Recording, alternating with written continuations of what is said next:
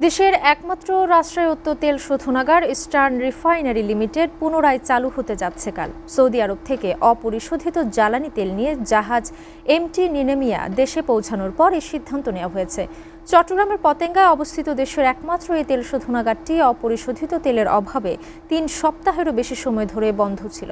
চট্টগ্রাম থেকে মৃন্ময় বিশ্বাসের প্রতিবেদন।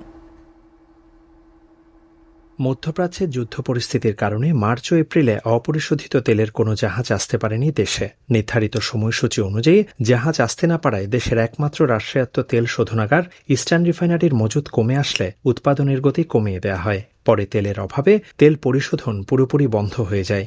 এই পরিস্থিতিতে সৌদি আরব থেকে আমদানি করা ১ lakh metric ton crude oil নিয়ে জাহাজ এমটি নিনেমিয়া দেশে পৌঁছালে নেমে আসে স্বস্তি। মধ্যপ্রাচ্যের বর্তমান ভূ রাজনৈতিক অস্থিরতা ও ইরান ইসরায়েল যুদ্ধের ঝুঁকি বিবেচনা করে এবার আমদানির ক্ষেত্রে বিশেষ কৌশল নেয় বাংলাদেশ পেট্রোলিয়াম কর্পোরেশন বিপিসি। ঝুঁকিপূর্ণ হরমুজ প্রণালী এড়াতে লোহিত সাগরের উপকূলবর্তী সৌদি আরবের ইয়ানবু বন্দর থেকে এই তেল সংগ্রহ করা হয়। এরপর বাংলাদেশ শিপিং কর্পোরেশনের ভাড়া করা জাহাজটি গত ২১শে এপ্রিল ইয়ানবু থেকে যাত্রা শুরু করে সফলভাবে দেশে এসে পৌঁছায়। আগামী ১০ দিনের মধ্যে জাহাজ থেকে তেল খালাসের পুরো প্রক্রিয়া শেষ হবে। আমাদের লাইট রেস ভেসেলগুলো সম্পূর্ণ প্রস্তুত রাখা আছে।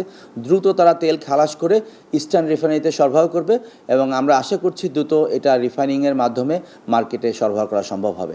৮টি লাইটার জাহাজের মাধ্যমে এমটি নিনেমিয়া থেকে তেল চট্টগ্রামের পতেঙ্গা সংলগ্ন ডলফিন জেটিতে আনা হবে। সেখান থেকে পাইপলাইনের মাধ্যমে তেল পৌঁছাবে ইস্টার্ন রিফাইনারির স্টোরেজ ট্যাঙ্কে। সবকিছু ঠিক থাকলে ৮ই মে ইস্টার্ন রিফাইনারির কার্যক্রম পুনরায় শুরু করার সব প্রস্তুতি নেওয়া হয়েছে। ওটা চালু হবে, ওটা আমরা টার্গেট দিয়েছি ৮ তারিখে।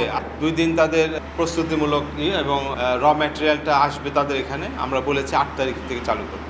নেক্সট পার্সেলটাও আমরা অলরেডি জাহাজ ঠিক করার জন্য আমাদের বিএসসিকে আমরা বলেছি। দেশের জ্বালানি চাহিদার ৮০% সরাসরি পরিশোধিত তেল আমদানির মাধ্যমে পূরণ করা হয়, আর ২০% আসে অপরিশোধিত তেল পরিশোধন করে।